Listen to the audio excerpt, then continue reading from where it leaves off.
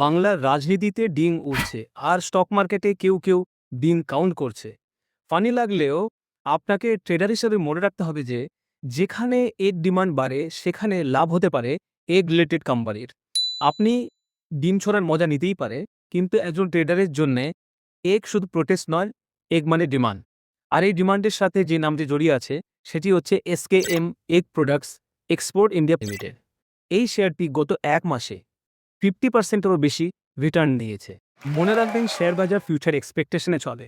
আজ যদি egg consumption, processed egg demand বা এক্সপোর্টিং নিয়ে বাজ বাড়ে, তাহলে কিন্তু রিলেটেড স্টকসে ভলিউম আসতে পারে।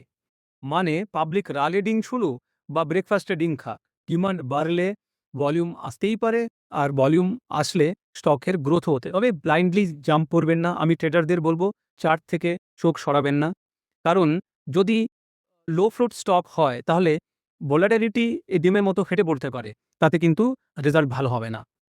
তাই নিউজে হাসুন, তাতে আপত্তি নেই, কিন্তু থিম ধরতে বলবেন না, কারণ কখনো কখনো এগ গোল্ডেন এগও হয়ে যেতে পারে।